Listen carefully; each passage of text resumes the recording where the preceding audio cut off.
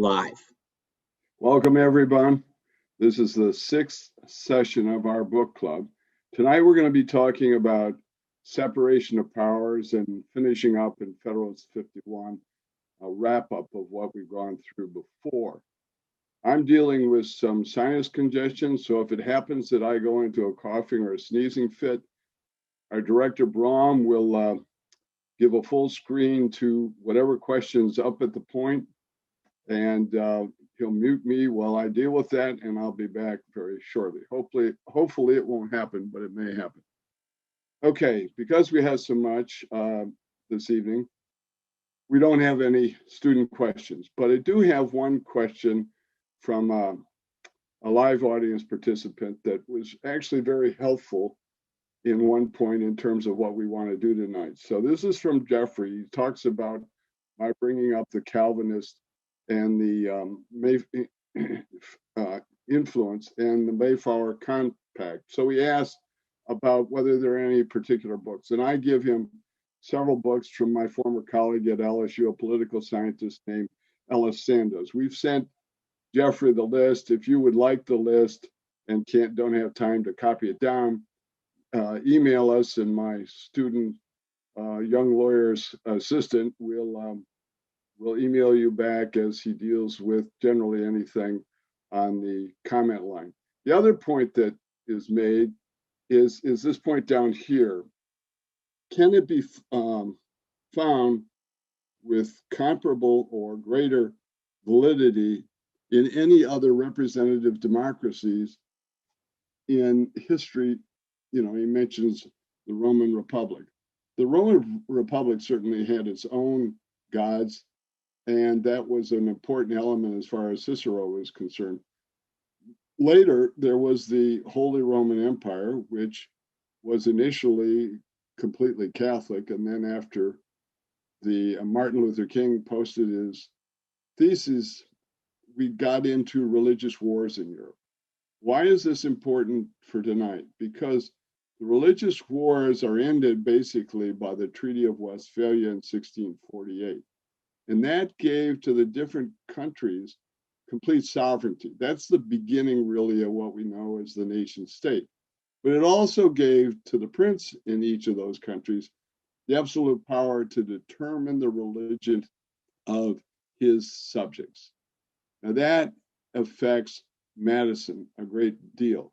People mostly know about Madison in Virginia and his fight along with Jefferson for religious freedom.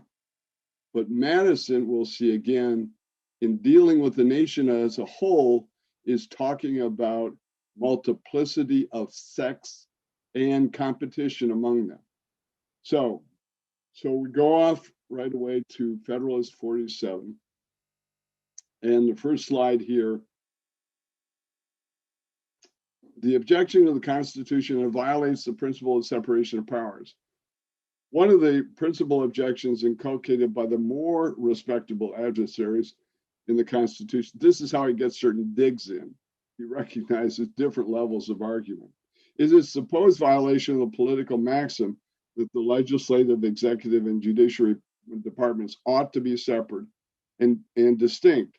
In the structure of the federal government, they claim there's no regard for that. So that's what he's got to address, because at the end here, he says, well, you know, if that were true, if it violated separation of powers, then, of course, we couldn't defend it. The reality is the most important part of the Constitution, certainly as far as Justice Scalia was concerned, is separation of powers.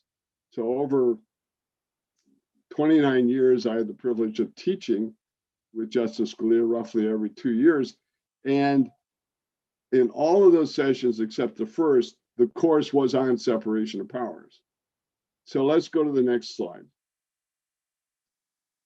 Improper mixtures of powers would be tyranny. That's what the opponents say.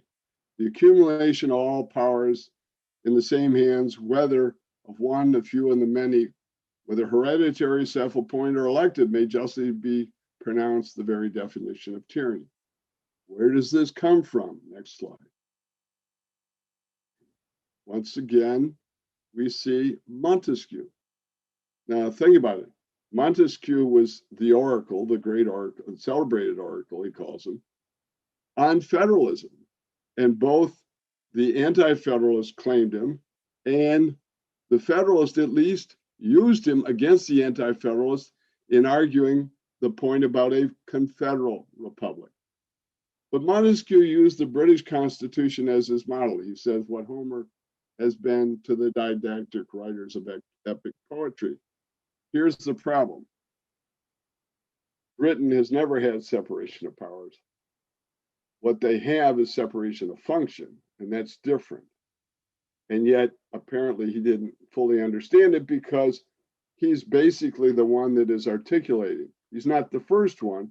John Locke actually talked about a form of separation of powers, but it's different.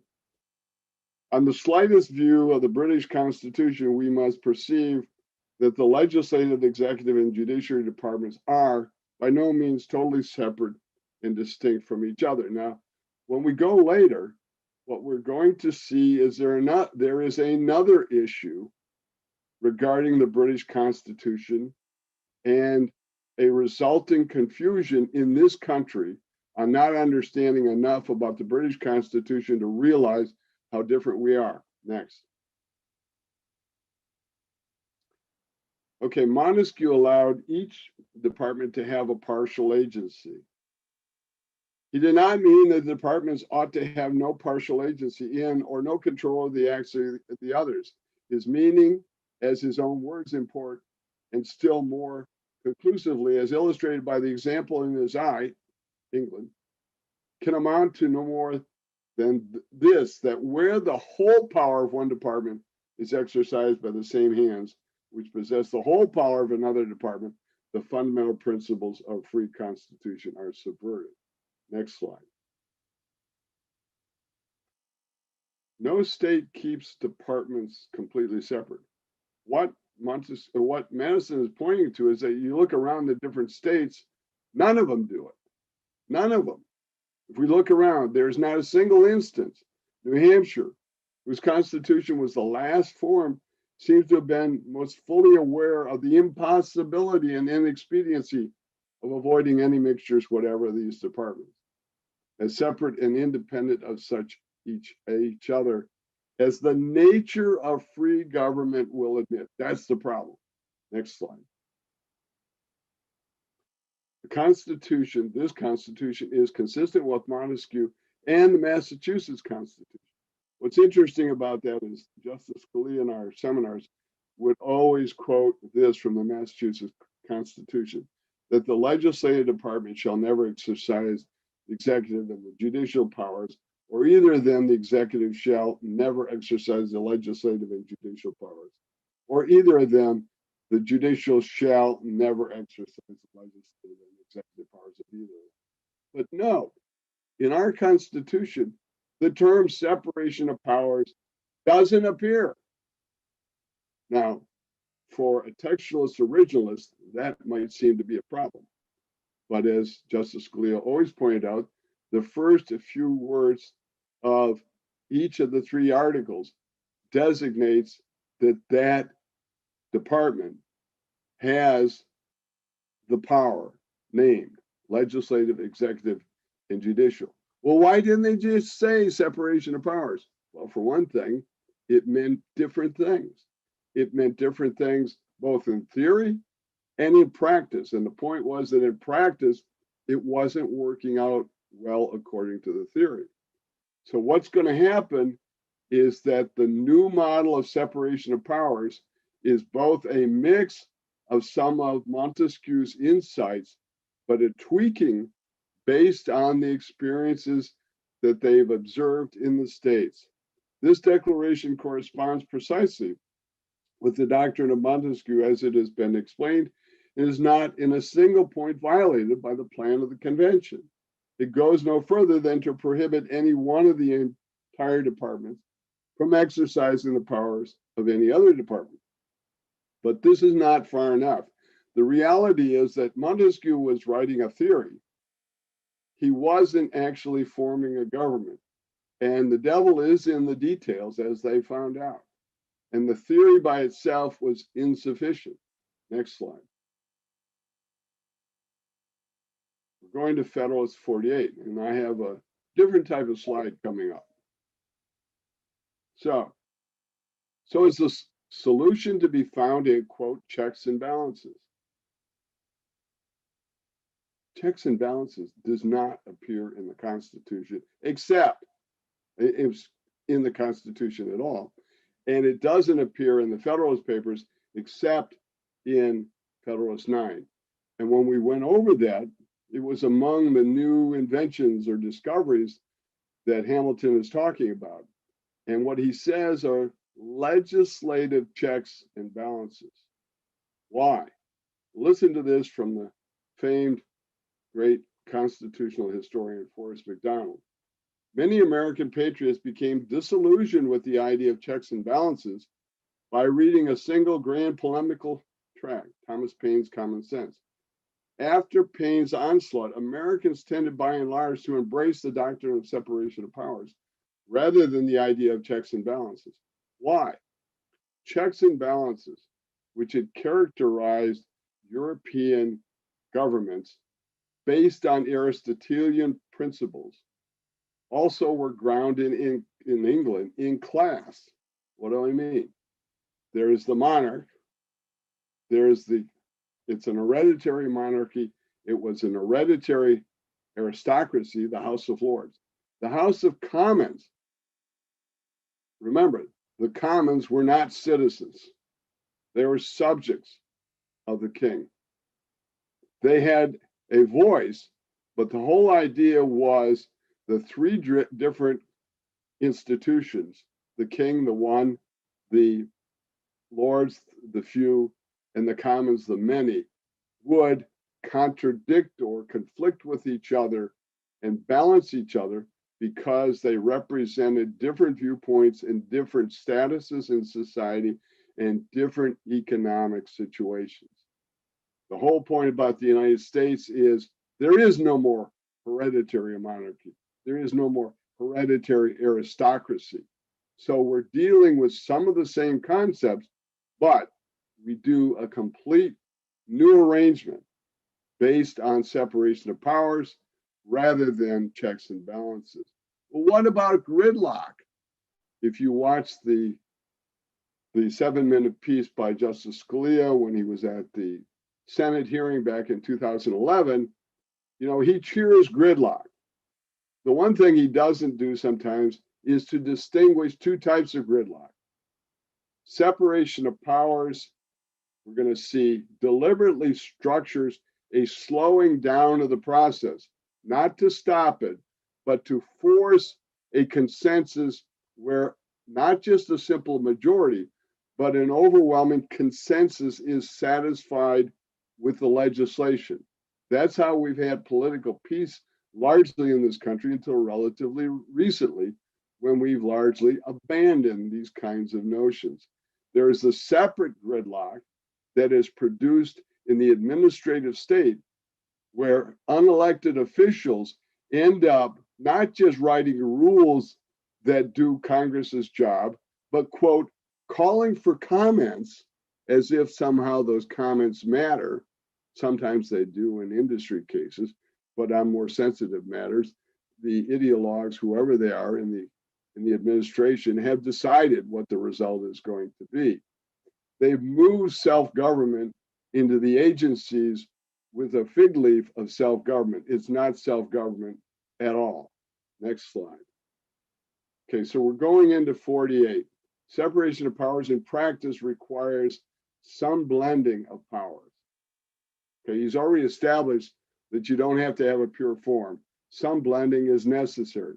I shall undertake in the next place to show that unless these departments be so far connected and blended as to give to each a constitutional control of the others, the degree of separation which the maxim requires as essential to a free government can never be in practice duly maintained. Look, they were looking at what was happening in the states, and basically, as Justice Scalia says in one of his opinions on an act by Congress to overturn a judgment by the Supreme Court itself, that look, in the states, they were running roughshod the legislatures were over both the judiciary and the executive in that state. Next slide. But if you don't know this history, you lack the context to understand why a result should be one way or the other, given the text. The text by itself, without context, can be very misleading. The practical difficulty, preventing one department from invading the others. Well, we see that all the time in this country. Everybody seems to be doing their own, not their job, but somebody else's job. It is agreed on all sides that the powers properly belonging to one of the departments ought not to be directly and completely administered by either of the other departments. Justice Scalia's famous dissent in Morrison v. Olson is all about this. It is equally evident that neither of them ought to possess directly or indirectly an overruling influence over the others in the administration of their respective powers. Guess what? In Justice Scalia's separation of powers course, that's what it was all about. That is a history often of how the legislature, the Congress, has created all these executive agencies under their control in reality. Why? It's all about the money.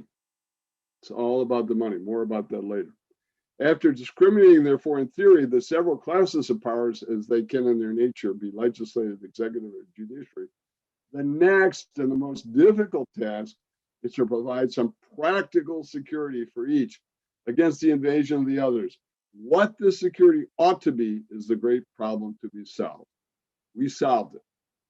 Madison, he was the theorist, political theorist, much more than Hamilton was. Next slide. Parchment barriers do not work. Another way of saying it, as Justice Scalia is, a Bill of Rights without separation of powers is worthless, absolutely worthless. He would always say every tin horn dictator in the world, the first thing he does is to proclaim a Bill of Rights.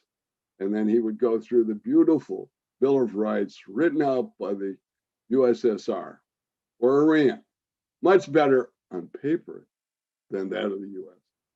Will it be sufficient? No, it's not sufficient. This is the security which appears to have been principally relied on by the compilers of most of the state American Constitution. Guess what? It still is. So if you look at some of our state constitutions, they're frankly no better than third world constitutions. They really aren't. Some of them run 150 pages, just like these banana republics. And don't be surprised that they, act like banana republics. Now, how can I, a Federalist who, often champions the states against the federal government, say such a thing? It's all about the balance of powers. And the Constitutional Convention was about making the central government more effective in a limited area. It wasn't about expanding all of its powers.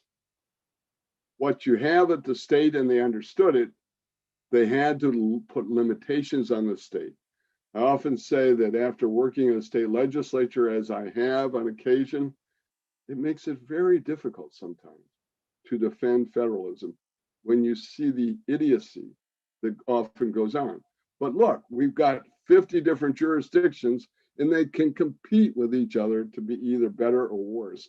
And that's turning out in COVID to be proven very well on the different pathways that are taken, not the legislatures, but by the governors.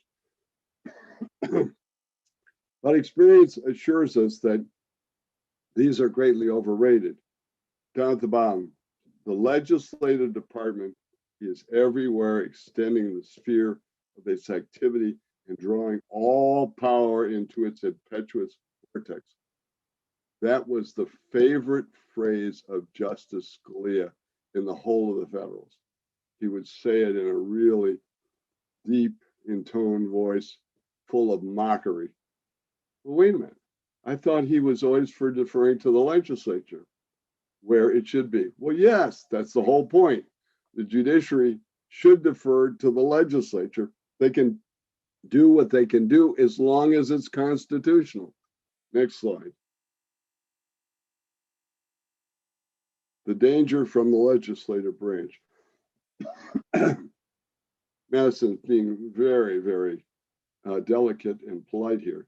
No task can be less pleasing than that of pointing out the errors, of the states. Now, in reality, it was a great experimentation period. Without that experimentation period and all the errors of the states, we would never have had our Constitution because they learned so much from it. The danger of liberty from the overgrown and all-grasping prerogative of an hereditary magistrate supported by an hereditary branch of the legislative authority. That's what the anti-federalists were focused on. What does he say?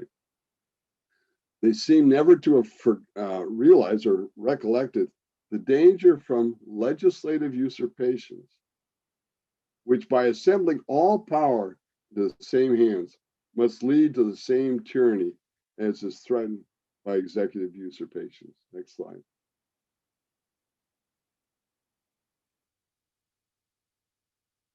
What you have to realize, and they never did in Latin America, is that the type of government you create will have different threats to it.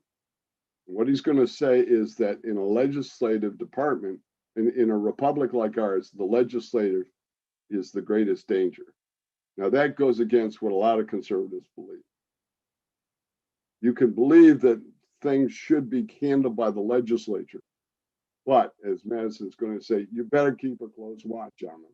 You can't trust them. But in Latin America, they thought they were copying our Constitution. They didn't. They always say they did, but they didn't. They didn't understand. But their history and their tendency to put all power in the executive, that has held the day in many countries. So, and not only in Chavez's Venezuela, but in Ecuador, those places have simply dismissed members of the Supreme Court, just thrown them out of office as if it was, a political thing that they could do. In a democracy where a multitude of people exercise in person the legislative functions and are continually exposed by their incapacity for regular deliberation and concerted measures to the ambitious intrigues of their executive magistrates, tyranny may well be apprehended on some favorable emergency to start up in the same quarter. There's always that temptation. Wherever you have enough power, you're going to try to get more. Next one. The legislature is the great danger in a Republican government. But in a representative republic where the executive magistracy is carefully limited. Okay, now, when Bush II was in presidency, it was constant. They were saying, he wants to be a king, he wants to be a king, he wants to be a king. That's always the argument that the anti-federalists have made from the beginning. And conservatives think, wow, the president is too powerful. It is, again, not the president, it's the executive agencies. And they are completely, the independent agencies are under the sway of the Congress. But even the ones that are not independent agencies are under the influence of money.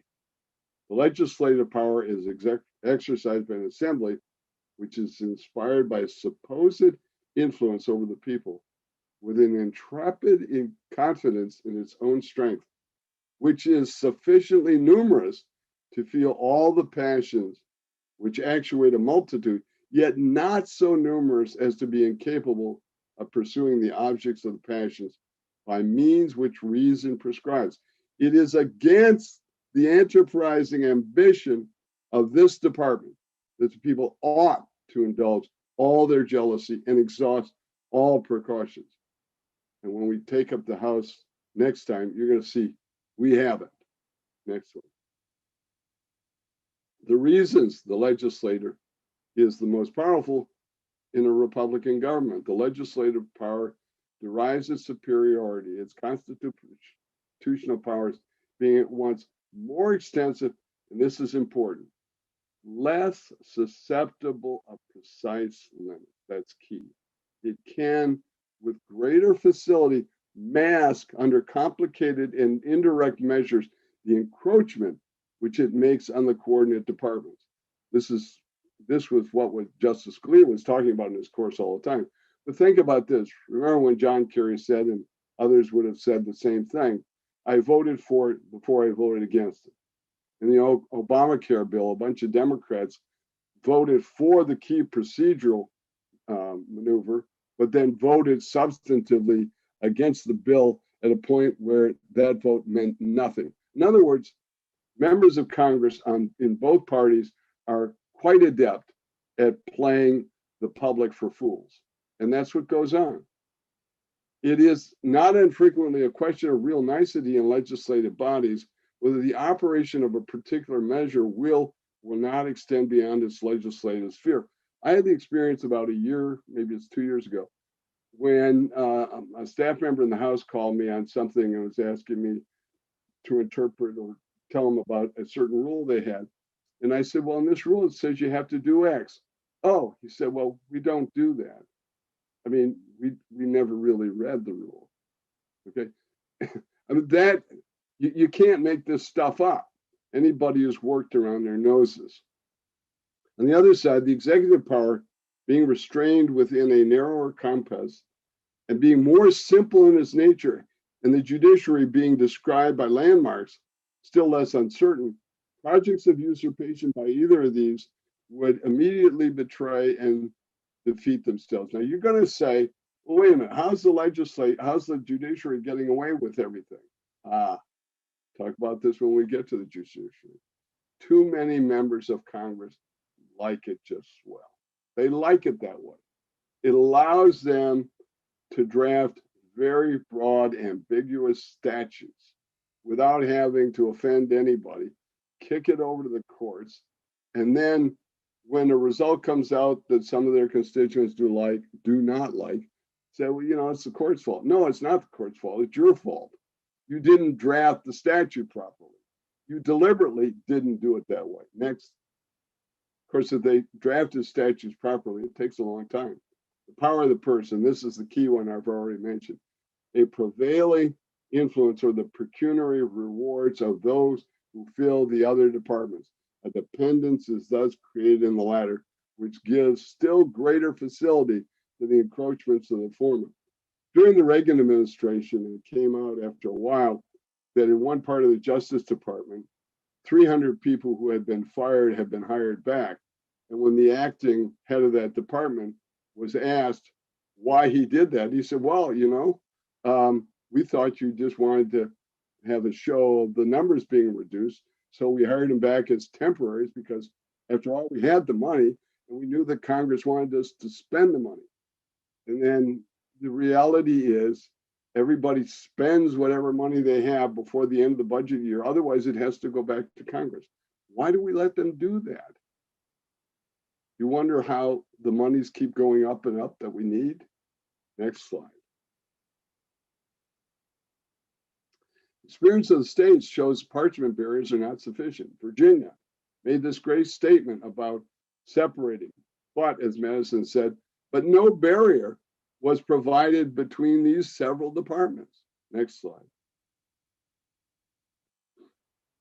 This is from Jefferson. As you know, Jefferson and Madison were close. As I said, although Jefferson opposes Hamilton in the Washington administration, he nevertheless endorsed the Constitution and he endorsed the Federalist Papers. So here's what he's saying. He endorsing separation of powers. Of course, he did all this before Marbury versus Madison, and Marbury is all about, we'll talk later, about separation of powers. It's not about judicial review. That's Jefferson didn't disagree with judicial review. He disagreed with the view of judicial review elaborated in Federalist 78. The concentrating these in the same hands is precisely the definition of despotic government. Now he goes down, an elective despotism was not the government we fought for. Guess what? Elective despotisms have been promoted by our State Department for a long period of time. Why? Years ago, I lectured in Argentina to the Foreign Service School there, and I was lecturing on all this, and a hand goes up and he says, but you're telling us something different from what the State Department tells us. They tell us that we need to have a parliamentary system.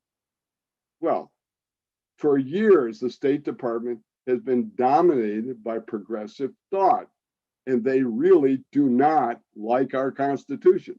So what they're promoting to the rest of the world is not what we have ourselves. And you wonder why we have problems in these countries.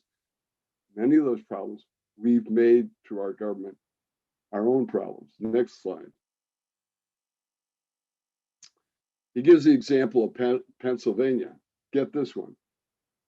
In Pennsylvania, a great number of laws have been passed violating, without any apparent necessity, the rule requiring that all bills of a public nature shall be previously printed for consideration of the people.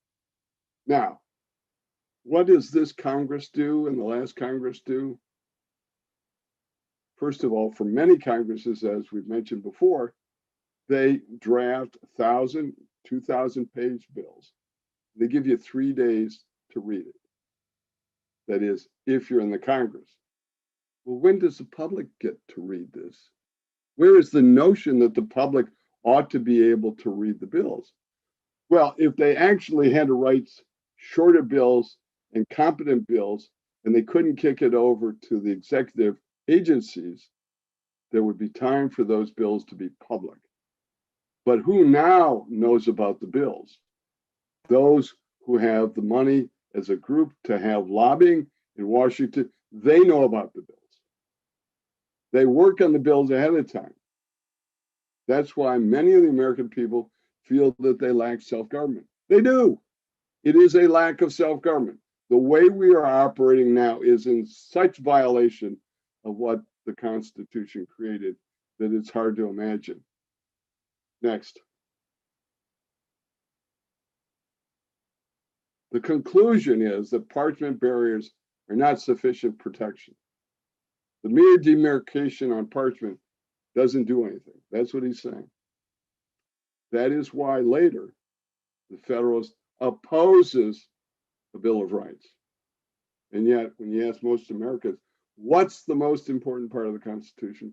They will say the Bill of Rights, because they've never been taught that the structure of the Constitution is the primary protection of rights.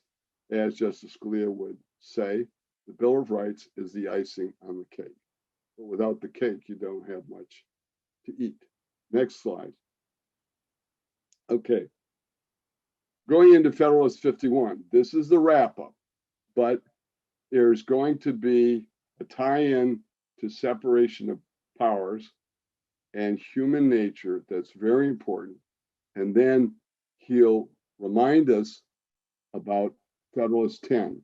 So he's putting separation of powers and Federalist 10, federalism, all as part of one federal system.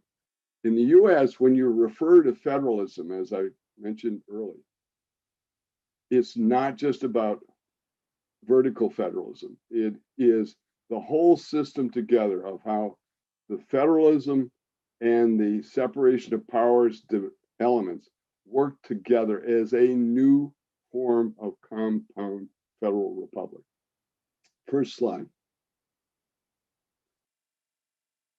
Internal rather than external restraints.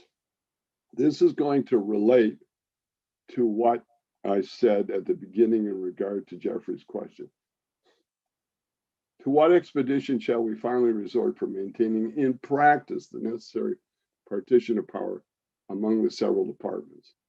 The only answer that can be given is that, as all these exterior provisions are found to be inadequate, the defect must be supplied by so contriving the interior structure of government as that its several departments may, by their mutual relations, be the means of keeping each other in their proper places. I've used the analogy of an engine. An engine is self-contained. He's talking about that kind of a structure. I'm going to go on regarding Jeffrey's question to talk again about the question of external influences. Next slide. Each department must have a will of its own. Now, This may seem unseemly to some people, but it has to do with human nature. It is evident that each department should have a will of its own, and consequently should be so constituted that the members of each should have as little agency as possible in the appointment of the members of the others. With this principle rigorously adhered to, it would mean that it should all be drawn from the people. But that's not going to work in a republic. Next slide. There's some deviations, and in particular the judiciary. Why? Because of the peculiar qualifications for good judges, and also the permanent tenure must, and this is a great line that every president needs to read, must soon destroy all sense of dependence on the authority conferring them. Presidents often expect their Supreme Court appointees to be, quote, loyal to them. Well, so many presidents have found out the hard way. That's not how it works. And it's by design that they will not be loyal in a certain sense. It's not their job to be loyal. It's their job to construe the Constitution. Next slide. The executive and judiciary need financial independence from the Congress. That's key. Absolutely key. We know about that. Most people know that judges' salaries cannot be reduced. A lot of people don't realize that the president's salary cannot be raised or reduced while he's in office. It has to be after the term that you change it, or for the next president. Next slide. To resist other departments, each department needs means and motives, namely ambition. May seem unseemly, but the great security against a gradual concentration of the self powers in the same department, which I think has been going on for a long time, consists in giving to those who administer each department the necessary constitutional means and personal motives to resist the encroachments of the others. And this is a very famous phrase quoted by a lot of people in Europe after the fall of the Soviet Union. Ambition must be made to counteract ambition. The interest of the man must be connected with the constitutional rights of the place. When we get to the judiciary and talk about Marbury versus Madison, that's a big part of what's going on. Next slide. And this is probably the most quoted statement from the Federalist. It may be a reflection on human nature, and that's why, in part, it's most quoted. If men were angels, no government would be necessary. If angels were to govern men, neither external nor internal controls on government would be necessary. Again, after the fall of the Soviet Union, people in Eastern Europe were reading the Federalist, and that's the one line in particular that you would see bandied about. Next one. Conflict and competition among departments, a policy based on prudence. The policy is supplying by opposite and rival interests the defect of better motives. You know, a lot of people think that members of Congress and members of agencies should have high motives. It would be nice, but unfortunately, too many people in Washington, whether in the legislative or executive branch, are there to pad their resume, especially in executive agencies, but even in Congress. For some in Congress, that job is simply a nice stepping stone to a much higher paying lobbying job. I'm not saying that that's necessarily a bad thing. I'm talking about people who may be going there for that very purpose. That the private interest of every individual may be a sentinel over the public rights. These inventions of prudence cannot be less requisite in the distribution of the supreme powers of the state. It's such a realistic understanding of human nature and fitting the powers of government as closely as you possibly can to anticipate the way people think and act often generally in their self-interest. Next slide.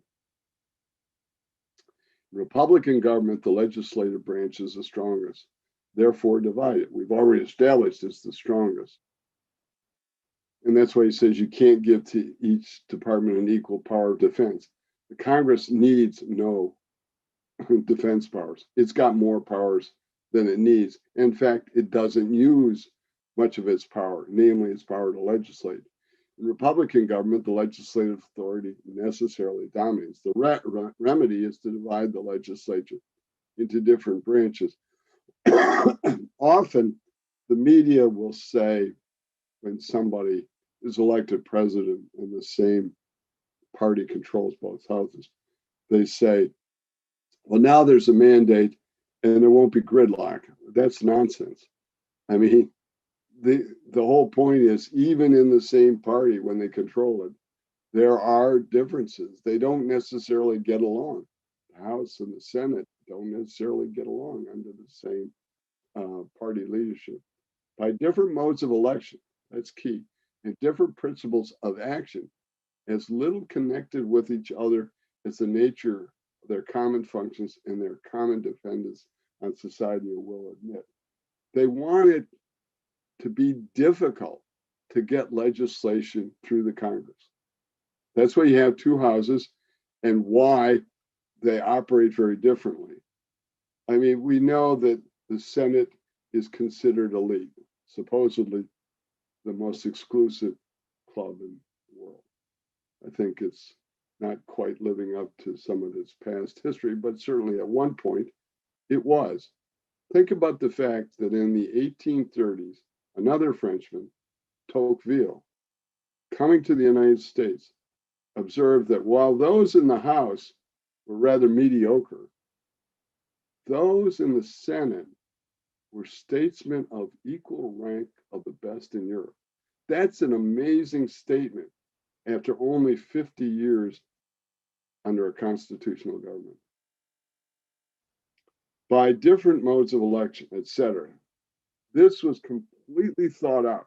The whole idea that the Constitution is a hodgepodge because there were some compromises is complete nonsense that Americans have been taught, which is simply a way of undermining their respect for the Constitution.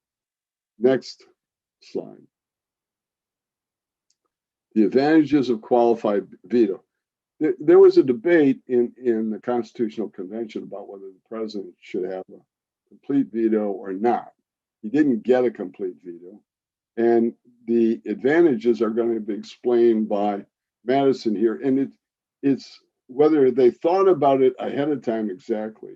You have to go back and reread the notes, Madison's notes. But it's clear that it worked out better than an absolute veto. As it was, the anti-federalists were arguing that the veto made the president part of the legislative process.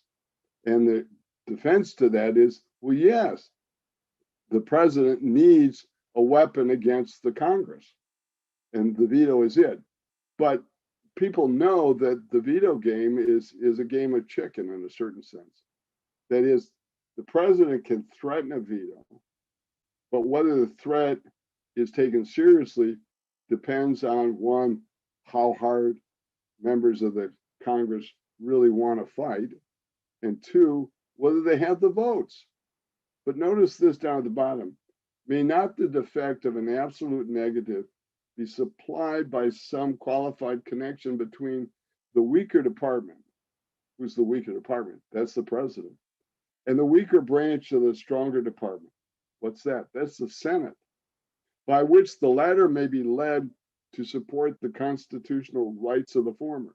The Senate may be led to support the president without being too much detached from the rights of its own department. In one way that the Senate was looked at by some, maybe more than some, was that it's really a bridge. That is, on the one hand, it's part of the Congress. On the other hand, it's allied on the president. So on appointments and confirmations, that's just the Senate. The House is out of it. on treaties. Again, the president and the Senate, not the House. All of that was part of the design. Next slide. Now, here's where he's bringing the whole thing together. And the way you need to think about this is the redundancy. You know, if you're flying an airplane and one engine goes out, it's supposed to be able to fly in the other engine or engines. It's called redundancy. In the Super Bowl games, they have more than one satellite uplink in case one goes out, hopefully, except the way it happened in New Orleans a few years ago, it doesn't go dark. So two considerations of the federal system, why it is so really brilliantly drawn. First, in the single republic, what happens?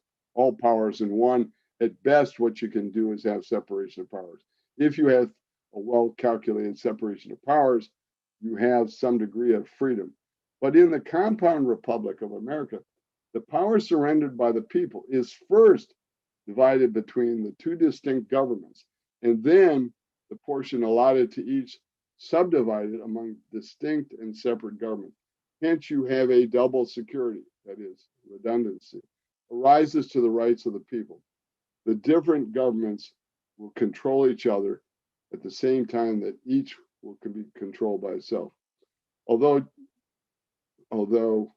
in our first time teaching together, Justice Scalia and I agreed on the fact of the damage that the 17th Amendment did to federalism. The reality is today, the real protection for liberty has to come from separation of powers. How much can still be done by federalism is up to the majority of the Supreme Court. But as he used to say, don't count on us to save federalism. The American people don't care to save it. Next slide. Guarding society not only against government, but also against a majority. Now, this is back to Federalist 10. This is the second part. It is of great, second part in 51, but it is of great importance in a republic, not only to guard the society against the oppression of its rulers, but to guard one part of society against the injustice of the other part. If a majority be united by a common interest, the rights of the minority will be insecure. There are but two methods of providing against this evil. The one, by creating a will in the community independent of the majority, that is, of society itself. Okay. This goes back to the opening and Jeffrey's comment and my answer. Dealing with the religious wars of Europe as a history, what they're concerned about is either they don't, certainly because they're all Protestant at this point, or deist, they certainly wouldn't want the papacy, an external force, telling them what to do. But nor do they want any other external force telling them what to do. Well, what external force do we have today telling us what to do? Something that nobody could have anticipated back then, because it's a technological issue. What high tech can do and is doing through social media makes a huge difference, and it allows very strong powers to be self-appointed and directing the society. This is extremely dangerous. Extremely dangerous. One of the things you have to understand is that politics, in a way, follows, quote, physics, or at least thinks it does. I'll leave it to the physicists to explain or how it does or doesn't.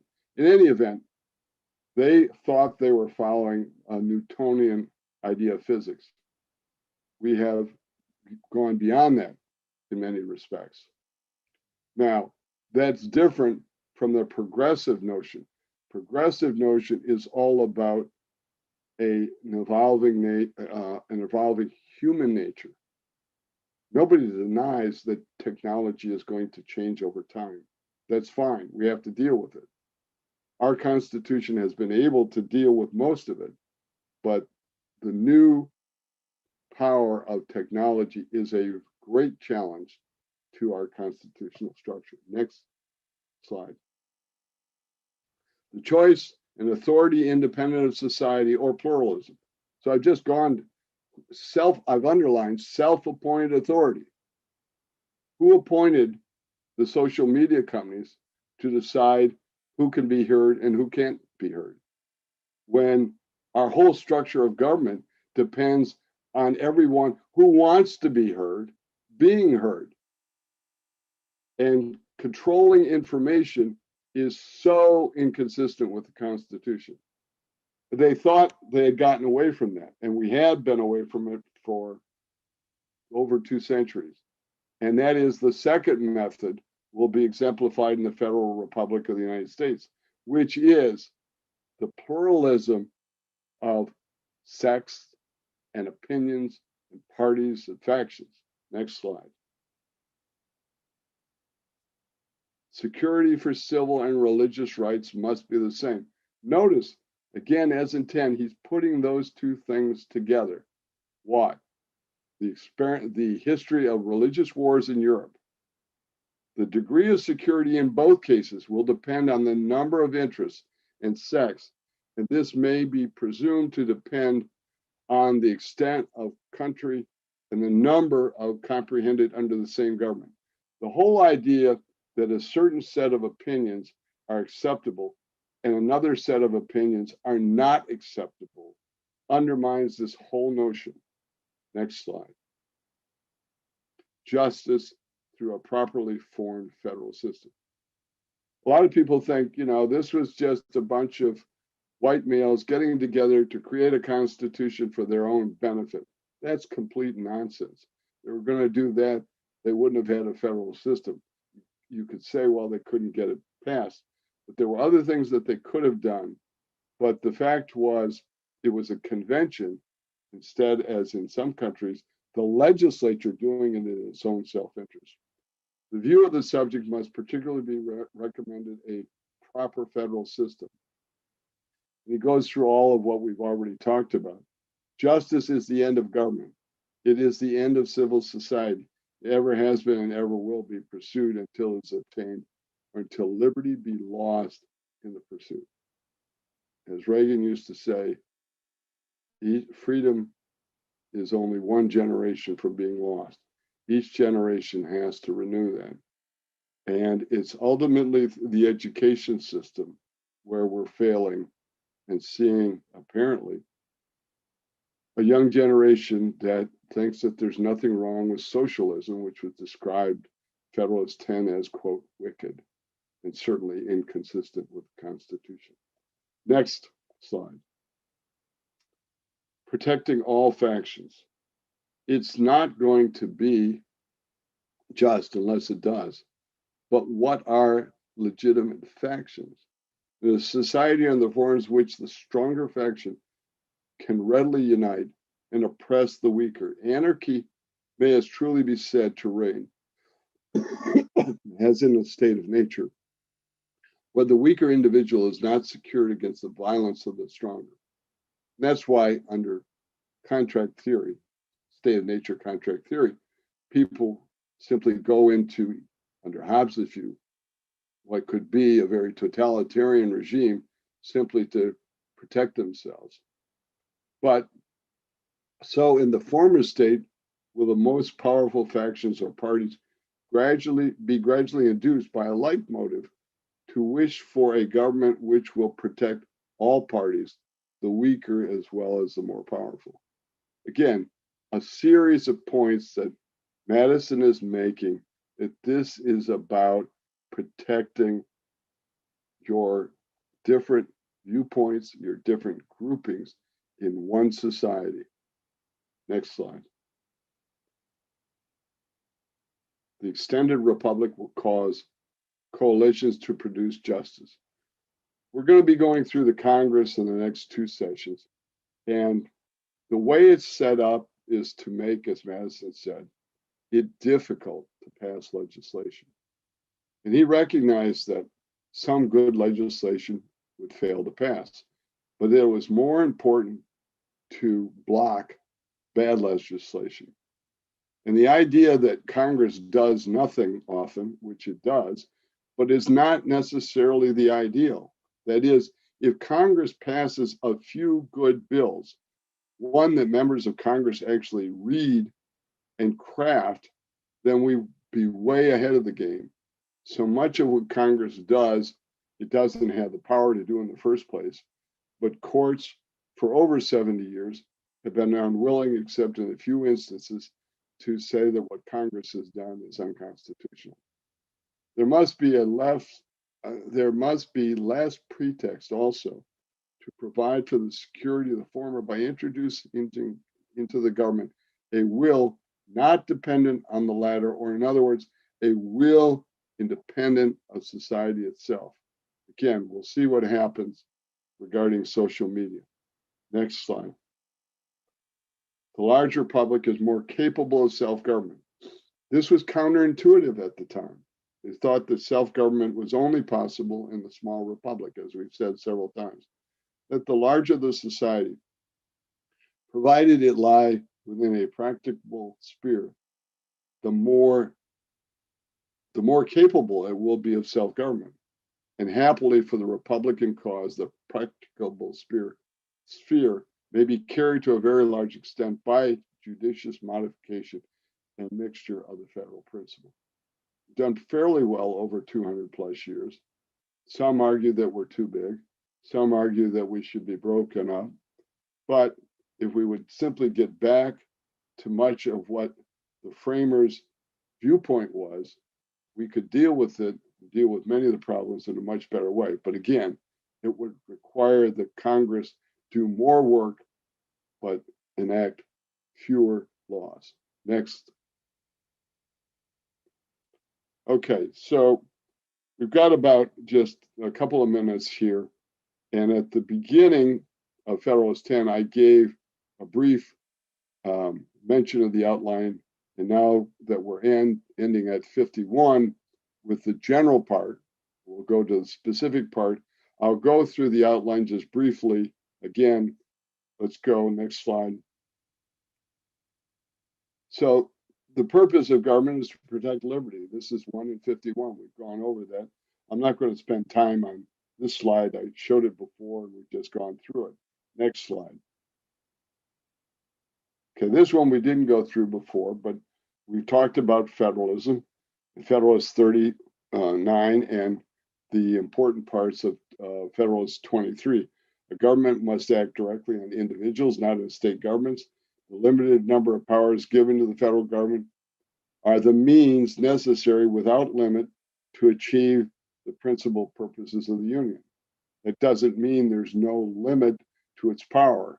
It's a limited number of powers, and those limited powers have unlimited power. It is a division of powers. Next slide. Structure of American constitutionalism, federal and state. So it's separation of powers, which we've just gone through, so we don't have to repeat all that. Next slide. Constitutional controls, factions, federalism, and separation of powers, and then ultimately the Bill of Rights. That's what makes up our structure. The federal government and state governments check each other, Federalist 51. Unfortunately, state governments don't check the federal government anymore. By making the states part of the federal government through the representation in the Senate, by enforcing the Constitution as supreme law of the land through the federal courts, which we'll get to, 78, rather than through force, which was the other option. Courts protect rights by adhering to the Constitution's text. No authority for courts to interpret according to the spirit. We'll see that in Federalist 81. Courts are to be controlled by Congress's power to impeach. Brian, what happened? I lost it. Okay. So is there anything else down? Scroll down there. Okay, that should be the last slide. Okay. So, Brian, would you put up again the email for anyone who wants to submit questions or comments or get the list of books? Send it to my assistant, Simon, and he'll respond to you. Thank you very much. We look forward to starting on the specific part next week, first of all, with the House of Representatives. Good night.